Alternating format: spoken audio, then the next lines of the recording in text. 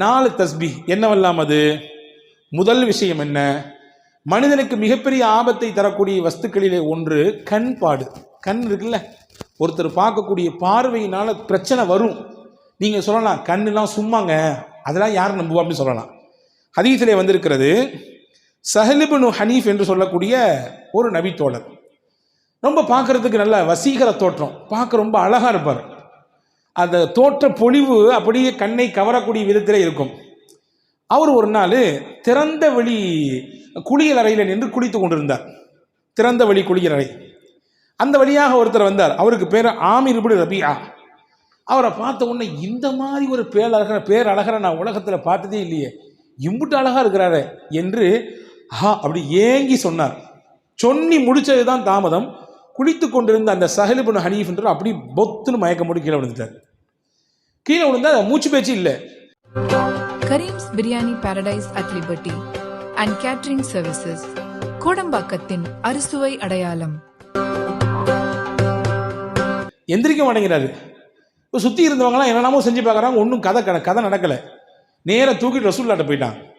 யார் ரசூலுல்லாஹ், குளிச்சிட்டு இருக்க தமான கீழே விழுந்துட்டாரு, ஒன்றும் மூச்சு பேச்சு இல்லாமல் கிடக்கிறாரு, என்னாச்சு ஏதாச்சுன்னு தெரியல. ரசூலுல்லாஹ் விசாரிச்சாங்க, என்ன நடந்துச்சுன்னு கேட்டாங்க. இங்கே மாதிரி அந்த சைடில் ஒருத்தர் வந்தார், அவர் பேர் ஆமிர் இப்னு ரபியா. அவர் இப்படி சொன்னார், இவருடைய அந்த அழகை பாட்டு தோற்றத்தை பாட்டு இப்படி அழகாக இருக்கிறாரு அப்படின்னு சொன்னார். அப்படின்னு சொன்ன உடனே ஸல்லல்லாஹு அலைஹி வஸல்லம் அங்கே நமக்கு எல்லாத்துக்கும் சேர்த்து ஒரு பாடம் சொல்லி தந்தாங்க. என்ன தெரியுமா சொன்னாங்க? மன் ரஆ ஷையன் ஃபஅஜபஹு ஃபகால மா ஷா அல்லாஹ் லா குவத இல்லா பில்லாஹ். உங்களுக்கு ஏதாவது பிரமிப்பை தரக்கூடிய விஷயத்தை நீங்கள் பார்த்தீங்கன்னா என்ன சொல்லுங்க? மாஷா அல்லாஹ் லா குவத இல்லா பில்லாஹ், இப்படி சொல்லுங்க. இப்படி சொன்னீங்கன்னா உங்களுக்கு பிரமிப்பை தரக்கூடிய விஷயம் உங்களுக்கு நடந்தால் நீங்கள் சொல்லுங்க. அல்லது நமக்கு தெரியும்ல, நம்மள்ட்ட இது அழகாக இருக்குது, இன்றைக்கி போட்டிருக்கக்கூடிய ட்ரெஸ் நல்லா இருக்குது, நம்ம வாங்கியிருக்கக்கூடிய கார் நல்லா இருக்குது, நம்ம வச்சிருக்கக்கூடிய பைக்கு நல்லா இருக்குது, நம்ம கட்டியிருக்கக்கூடிய வீடு நல்லா இருக்குது அப்படின்னு நமக்கு தெரியும். நீங்கள் எல்லாம் முடிச்சு இந்த விஷயத்தை செஞ்சுருங்க. மாஷா அல்லாஹ் லா குவத்த இல்லா பில்லாஹ் இப்படி சொல்லிட்டீங்கன்னா என்ன நடக்கும்? கண் பாடிலிருந்து என்ன பிரச்சனை ஏற்படுமோ அதெல்லாம் ஏற்படாது. கண்ணினால் என்ன பிரச்சனை ஏற்படுமோ அது ஏற்படாது. இதை சொல்லிவிடுங்கள் என்று பெருமானா ஸல்லல்லாஹு அலைஹி வஸல்லம் சொல்லிட்டு அடுத்து நடந்தது தான் செய்தி. இந்த ஆமிர் இப்னு ரபியாவை பக்கத்தில் கூப்பிட்டு அவரை ஒது செய்ய சொன்னாங்க. தண்ணீரை வச்சு ஒது செய்ய சொன்னாங்க. அவருடைய முகம், கை, கால் எல்லாத்தையும் கழுகினார். ஒரு அறிவிப்பிலே வந்திருக்கு, அவருடைய உடலை முழுக்க கழுக சொன்னார்கள். கழுகி அந்த தண்ணீரை தூக்கி அந்த படுத்து கிடந்தார், மூச்சு பேச்சு இல்லாமல் அவர் மேலே அப்படி ஊற்றி விட்டாங்க. டபார்னு முடிச்சுட்டாரு. மற்ற தண்ணியெல்லாம் அடித்து பார்க்குறாங்க, முடிக்கல. இவருடைய உடம்பிலிருந்து பட்டு வந்த நீரை தூக்கி ஊற்றினார்கள். மயங்கி கிடந்த அந்த சஹல் இப்னு ஹனீஃப் என்ற சஹாபி எழுந்தார். பெருமானா ஸல்லல்லாஹு அலைஹி வஸல்லம் லில் ஐனி ஹக்குன், கண்ணுக்கும் சில விஷயங்கள் இருக்கிறது, எனவே அந்த விஷயத்தில் நீங்கள் கவனமாக இருங்கள் என்று பெருமானா ஸல்லல்லாஹு அலைஹி வஸல்லம் சொல்லி தந்தாங்க. எனவே தான் நம்முடைய முன்னோர்கள் எல்லாம் வீடுகளுக்கு முன்னால் சில வாசகங்களை பொறித்திருப்பார்கள். வஹப் பின் முனப்பஹ் என்று சொல்லக்கூடிய மிகச்சிறந்த மார்க்க அறிஞர்களில் கட்டுப்பட்ட தாபீன்களுடைய வரிசையில் வரக்கூடியவர், அவருடைய வீட்டுக்கு முன்னாடி எழுதி போட்டிருப்பாராம். என்ன இதை? மாஷா அல்லாஹ் லா குவத்த இல்லா பில்லாஹ். ஏன் எழுதி போட்டிருக்காரு? யாருடைய கண்ணும் வீட்டிலே இருக்கக்கூடிய நபர்களுக்கோ அல்லது வீட்டிலே இருக்கக்கூடிய பொருளை வந்து பார்த்ததற்கு பிறகோ ஏற்பட்டு விடக்கூடாது என்கின்ற அச்சத்திலே அப்படி எழுதி போட்டிருப்பார் என்பதாக வரலாற்று குறிப்புகள் இருக்கிறது. எனவே காலையில் எழுந்தவுடன் முதலில் நாம் மாஷா அல்லாஹ் லா குவத்த இல்லா பில்லாஹ் சொல்லிவிட வேண்டும். ஏன்னா உலகத்தில் நல்ல பார்வையோடு பார்க்குறத விட கொஞ்சம் அப்படி இப்படி பார்க்குறவங்க தான் நிறைய. இதுதான் யதார்த்தம், அதை புரிஞ்சுக்கணும். ஒரு ஊர் வழியில் ஒரு பாதையில் ஒருத்தர் நடந்து போய்கிட்டே இருந்தாராமா. போய்கிட்டே இருந்த உடனே ஒரு குளத்து ஓரத்தில் ஒருத்தர் நீச்சல் தெரியாமல் அப்படியே அங்கிட்டு இங்கிட்டும் தத்தளிச்சுக்கிட்டு இருக்கிறாரு. இந்த நடந்து வந்தவருக்கு நீச்சல் தெரியும். டபார்னு குதிச்சாரு. குதிச்சு அந்த தத்தளித்து கொண்டு போகிற தூக்கி கொண்டு வெளியே கொண்டு விட்டார். இன்னொருத்தர் அந்த வழியாக வந்தார். ஏன் இப்படி என்னாச்சு, திடீர்னு தூக்கிட்டியே அப்படின்னு கேட்ட உடனே அவர் சொன்னார், அந்த போர்டை பார்த்தியா, என்ன போர்டில் எழுதியிருக்கு? யாராவது இந்த குளத்திலே தவறி விழுந்து நீச்சல் தெரியாமல் தத்தளித்து கொண்டிருந்தால் அவர்களை யாராவது காப்பாற்றி விட்டால் அவருக்கு 500 ரூபாய் பரிசு, அதனால தான் செஞ்சேன் அப்படின்னாரா இவர். வந்தவர் சொன்னார், அந்த பக்கம் ஒரு போர்டு இருக்குது, அதை பார்த்தியா? ஏன், என்னது? அங்கே எழுதிருந்துச்சு, யாராவது இந்த குளத்திலே விழுந்து இறந்து விட்டால் அந்த பாடியை தூக்கி வெளியே போட்டால் அவங்களுக்கு 5000 ரூபா பரிசு. இவன் சொன்னானா, நான் முதல்ல பார்த்துருந்தேன் அதை செஞ்சுருப்பேனே அப்படின்னானா. நான் முதல்ல அந்த போர்டை பார்த்துருந்தேன், அந்த வேலையை செஞ்சுருப்பேன், இதை முதல்ல பார்த்து தொலைஞ்சிட்டேன். இதுதான் யதார்த்தம். நிறைய நபர்களுடைய நினைப்பு இப்படி தான் இருக்கிறது. எனவே நாம் கண்ணிலிருந்து பாதுகாப்பு பெறுவதற்கு முதல் விஷயமாக இதை நாம் சொல்லிக்கொள்ள வேண்டும். 1. 2வது, ஷைத்தானுடைய தீங்கிலிருந்து பாதுகாப்பு பெறுவதற்கு பெருமானா ஸல்லல்லாஹு ஒன்று கற்றுக் கொடுத்தாங்க. அதுதான் ஹஸ்புன் அல்லாஹு வ நிஅமல் வக்கீல். எல்லாத்துக்கும் தெரிஞ்ச ஒரு திக்ரு தான் இது, புதுசாக ஒன்று நான் சொல்லி தரல. ஹஸ்புன் அல்லாஹு வ நிஅமல் வக்கீல் என்பது ஹஜ்ரத் சையதுனா இப்ராஹிம் அலைஹிஸ்ஸலாம் சொன்ன வார்த்தை. இப்ராஹிம் அலைஹிஸ்ஸலாம் சொன்ன வார்த்தை அது, ஹஸ்பி அல்லாஹு வ நிஅமல் வக்கீல் அவங்க சொன்னாங்க. இப்போ நம்ம சொல்லும் பொழுது ஹஸ்புன் அல்லாஹு வ நிஅமல் வக்கீல் என்று சொல்வதனாலே இந்த பெரிய அர்த்த வேறுபாடு வராது. இதை சொல்ல வேண்டும். இப்படி சொன்னால் அல்லாஹ் ஷைத்தானுடைய தீங்கிலிருந்து அந்த நாள் முழுக்க அவரை பாதுகாப்பான். ஷைத்தானின் தீங்கு என்பது ரொம்ப ஆபத்தானது. ஹாரூன் ரஷீத் பாஷா இருந்தாங்க ஒருத்தவங்க, ரொம்ப முக்கியமான மன்னர்களில் ஒருவர், ஜனாதிபதி. அவர் உமையாக்களினுடைய ஆட்சியில் முக்கியமான ஒரு ஜனாதிபதி, பெரிய பெரிய பரப்பளவை ஆட்சி செய்த மன்னர் ஹாரூன் ரஷீத் பாஷா. ஒரு நாள் அவர் தூங்கிட்டு இருந்தார், காலையில் ஃபஜருடைய நேரம், அரண்மனையில் தூங்கிட்டு இருக்காரு. வெளியிலேருந்து அவர் பேரை சொல்லி யாரோ சத்தம் கொடுக்காங்க, ஹாரூன் ஹாரூன் ஹாரூன், எந்திரிங்க எந்திரிங்க, நேரம் ஆச்சு, ஃபஜர் தொழுவுங்கன்னு.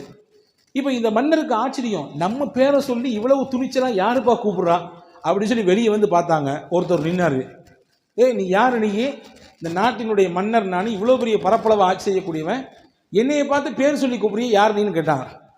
அப்போ ஹாரூன் ரஷீத் பாஷா சொன்னால், நான் தான் ஷைத்தான் அப்படின்னா. அவன், நீ எழுப்பி விட மாட்டியப்பா, நீ வந்து தூங்க தானே வைப்ப, நல்லா தூங்கு, ஃபர்குது, இன்னும் நேரம் நிறைய இருக்குது, இன்னும் தூங்குன்னு சொல்கிற ஆள் தானே நீ, என்னை எழுப்பி விட்டுட்டு எப்படின்னு கேட்டாங்க ஹாரூன் ரஷீத் பாஷா. அவன் சொன்னானம்மா, 2 நாளைக்கு முன்னாடி ஃபஜர் தொழாமல் நீங்கள் தூங்கிட்டீங்க, எந்திரிச்சு உட்காந்து ஃபஜர் தொழுகலையேன்னு சொல்லி வருத்தப்பட்டு அழுது அன்னைக்கு ஃபுல்லாக அல்லாட்ட மன்னிப்பு கேட்டீங்க. நீங்கள் ஃபஜர் தொழுதுருந்தா கூட இப்படி பெரிய நன்மை அல்லாஹ் உங்களுக்கு தந்திருப்பான் போல தெரியல.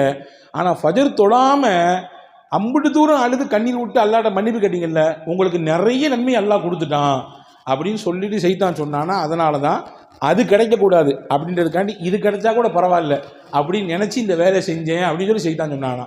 இதை நீங்கள் தப்பாக புரிஞ்சுட்டு, சரி ஃபஜர் தொழாட்டியும் பரவாயில்ல போல தெரியுது, எந்திரிச்சு உட்காந்து 2 சொட்டு கண்ணீர் விட்டா போதுமானது, அஜரத்தே சொல்லிட்டாருன்னு நினச்சி நீங்கள் தப்பாக கணக்கு போடக்கூடாது. யதார்த்தத்தை சொல்கிறேன். ஷைத்தானுடைய நிலைப்பாடு எப்படி இருக்கும் என்றால், எப்படி ஒரு மனிதனை திசை திருப்பலாம், வழிகெடுக்கலாம் என்றே சிந்திப்பான். அப்போ அவனுடைய தீங்கிலிருந்து நாம் பாதுகாப்பு பெற வேண்டும் என்றால் டெய்லி காலையில் ஹஸ்புன் அல்லாஹு வ நிஅமல் வக்கீல் என்பதை ஓதிக்கொள்ள வேண்டும் என்று அறிஞர்கள் சொல்கிறார்கள். இது 2. 3வது, இது மட்டும்தான் நாம் கொஞ்சம் தெரியாத ஒன்று, திருக்குர்ஆனுடைய ஒரு வசனம், அந்த வசனத்தினுடைய ஒரு துண்டு. இதை டெய்லி ஒரு தடவை, ஒரே ஒரு டைம் ஓதினா போதும். என்னது அது? வ உஃபவ்விது அம்ரி இலல்லாஹ், அவ்வளோதான். வ உஃபவ்விது அம்ரி இலல்லாஹ், 4 வார்த்தைகள் தான். என்னுடைய மொத்த பொறுப்பையும் அல்லாஹ்விடத்திலே ஒப்படைத்து விடுகிறேன். இதுதான் இதனுடைய பொருள். இதை ஓதுனா என்ன கிடைக்கும்? மனிதர்கள் என்ன மாதிரியான தீங்கெல்லாம் செய்வார்களோ அந்த தீங்கின் மொத்தத்திலிருந்தும் அல்லாஹ் நம்மை பாதுகாப்பான். இதனுடைய இன்னொரு ரகசியத்தை சொல்கிறேன் கேட்டுங்க. நம்முடைய பிள்ளைகளை நாம் வெளியே அனுப்புகிறோம், காலேஜுக்கு அனுப்புகிறோம், பள்ளிக்கூடங்களுக்கு அனுப்புகிறோம். நம்ம வீட்டினுடைய பெண்கள் வெளியே போகிறார்கள், வேலைகளுக்கு போகிறோம். நம்முடைய பிள்ளைகள் வேலைக்கு போகிறார்கள், வெளிநாடுகளுக்கு போகிறார்கள். போகும் பொழுது யார் இந்த ஆயத்தை ஓதி அவர்களுக்கு பாதுகாப்பாக அல்லாஹ் இருப்பான் என்று சொல்லி அனுப்புகிறார்களோ, அல்லாஹ்வுடைய ஈமானையும் பாதுகாப்பான், அவருடைய ஒழுக்கத்தையும் அல்லாஹ் பாதுகாப்பான். இன்னைக்கு காலகட்டத்தில் 2மே மிகப்பெரிய சவாலான விஷயம். ஈமானை பாதுகாக்கிறதும் பெரிய சவால், ஒழுக்கத்தை பாதுகாப்பதும் மிகப்பெரிய சவாலாக இருக்கிறது இல்லையா? ஒழுங்கீனமான காட்சிகள் எத்தனை நடக்குது பார்க்குறோமா இல்லையா? எக்கச்சக்கமான காரியங்களிலே இன்றைக்கு இலசுகள் சிக்கி தங்களுடைய எதிர்காலத்தை சின்னாபின்னப்படுத்திக் கொள்கிறார்களே, பார்க்கிறோமா இல்லையா? எனவே இதை ஓதி விட வேண்டும். ஓதினால் அல்லாஹ் மனிதர்களிடத்திலிருந்து கூடாத நட்பு கேடாய் முடியும் சொல்லுவாங்களே, அந்த மாதிரியான கூடாத நட்புகளிலிருந்து, கூடாத சகவாசத்திலிருந்து என்னென்ன தீங்குகள் வருமோ அந்த தீங்கை எல்லாம் அல்லாஹ் பாதுகாப்பான். காரணம், இந்த வசனத்தினுடைய அடுத்த பகுதி சொல்கிறது, இன்னல்லாஹ பசீரும் பில் இபாத், அல்லாஹ் தன் அடியார்களை உற்று நோக்கக்கூடியவனாக இருக்கிறான், கண்காணிச்சுட்டே இருக்கான். இப்போ இதை நீங்கள் ஓதுனீங்கன்னா நிச்சயமாக அல்லாஹ்வின் வளையத்திற்குள்ளே நாம் இருப்போம். நாம் யாரை வெளியே அனுப்புகிறோமோ அவர்கள் இருப்பார்கள். இது 3வது. 4வது விஷயம் என்ன? காலைல எந்திரிச்சவன சொல்ல வேண்டியது, ஹதரத் சையதுனா யூனுஸ் அலைஹிஸ்ஸலாம் சொன்ன ஒரு கலிமா. என்ன கலிமா அது? சொல்ல தானே நீங்கள் இருக்கிறீங்க, நீங்கள் சொல்லிதாங்க என்று நீங்கள் கேட்கறது புரியுது. லா இலாஹ இல்லா அன்த சுபஹானக இன்னி குன்து மினல் ஸாலிமீன். இது ஒரே ஒரு தடவை காலை ஓதினால் என்ன கிடைக்கும்? இன்னைக்கு உச்சகட்டமான நோயாக இருக்கக்கூடிய எல்லாத்துக்கும் இருக்குது, சின்ன பிள்ளையிலிருந்து வயசான பெரியவங்களே இருக்குது. என்ன? கவலை கவலை கவலை, எதையாவது நினச்சி கவலை, எதையாவது நினச்சி புலம்படி இல்லையா? அந்த கவலைகளிலிருந்தெல்லாம் அல்லாஹு தஆலா வெளியே கொண்டு வருவான் மனிதனை. ஹஜ்ரத் யூனுஸ் அலைஹிஸ்ஸலாமுக்கும் கவலை இருந்தது. அல்லாஹ் குர்ஆனிலே சொல்கிறான், வகதாலிக நுஞ்சில் முஃமினீன், ஹஜ்ரத் யூனுஸ் அலைஹிஸ்ஸலாம் மீன் வயிற்றுக்குள்ளே இருந்தார்கள், ஒரு விஷயம் செய்யக்கூடாது, அதை செய்தார்கள். அல்லாஹ் ஒரு சின்ன மாற்றத்தை கொடுக்க நினைத்தான், மீன் வயிற்றுக்குள்ளே வைத்தான். 40 நாட்கள் இருந்தார்கள். அவர்கள் 3 இருளிலே சிக்கி இருந்தார்கள். கடலின் ஆழம், கடல், இன்னொன்று மீன் வயிறு. அங்கே இருந்து கொண்டுதான் இந்த கலிமாவை ஓதினார்கள். அல்லாஹ் சொல்லுகிறான், இந்த கலிமாவை மட்டும் யூனுஸ் ஓதாமல் இருந்திருந்தால் அவர் அதே மீன் வயிற்றுக்குள்ளே கியாமத் வரை இருந்து போயிருப்பார், மறுமை வரை அந்த மீனுக்குள்ளேயே இருந்து போயிருப்பார் என்று அல் குர்ஆனிலே சூரா சாஃபாத்திலே அல்லாஹ் சொல்லுகிறான். இப்போ என்ன சொல்ல வரேன்னா, அல்லாஹ் சொல்றான், ஃபனஜ்ஜைனாஹு மினல் கம், அந்த யூனுஸை இந்த கலிமாவின் மூலமாக அவருடைய கவலையிலிருந்து நாம் வெளியே கொண்டு வந்தோம், அவருடைய ஸ்ட்ரெஸ்லேருந்து நம்ம வெளியே அவரை தூக்கிட்டு வந்தோம் நல்லா சொல்றான்.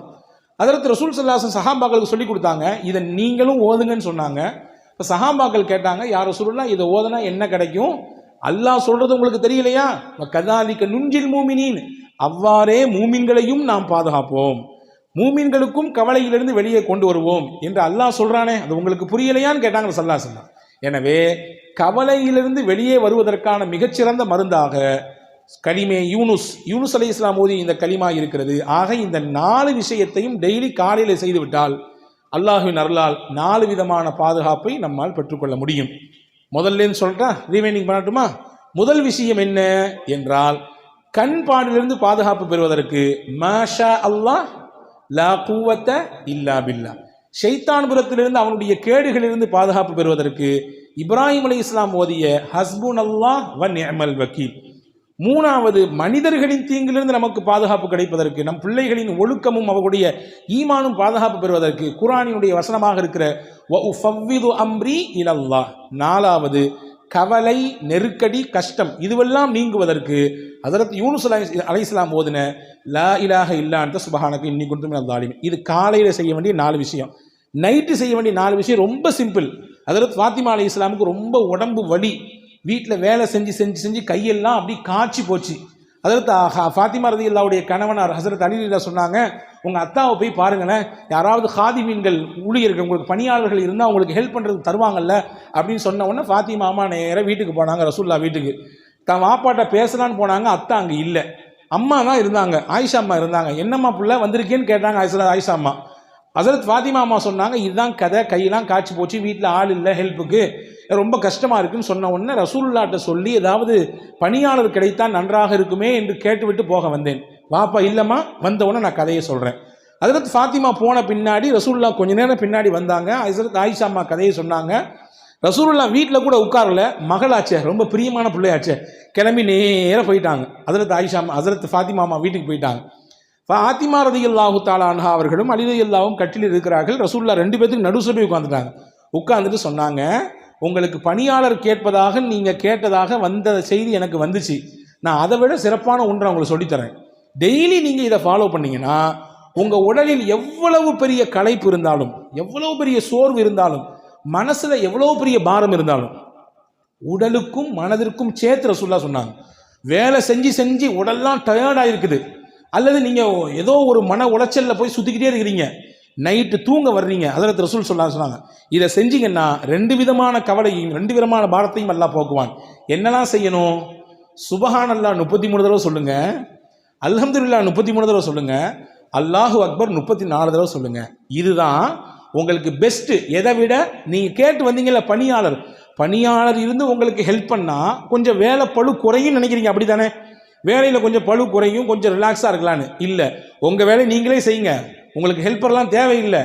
எவ்வளவு பெரிய வேலை செஞ்சு நீங்கள் தயாரானாலும் வந்து நைட்டு படுக்கும்போது இதை ஓதிட்டு படுங்க. அல்லாஹ் பணியாளரை விட சிறந்த ஒரு மருந்தை இதன் மூலமாக உங்களுக்கு தருவான், மனதிற்கும் தருவான், உடலுக்கும் தருவான் என்றார்கள் அருமை நாயகம் ஸல்லல்லாஹு அலைஹி வஸல்லம். எனவே காலையில் 4 வார்த்தை, இரவு தூங்கும் பொழுது 3 வார்த்தை, மொத்தம் ஒரு நாளைக்கு 7 தஸ்பீஹ் தான். ஓதி பழகி பாருங்கள், நிச்சயமாக உங்களுக்கும் சேர்த்து என்னோடு சேர்த்து எனக்கும்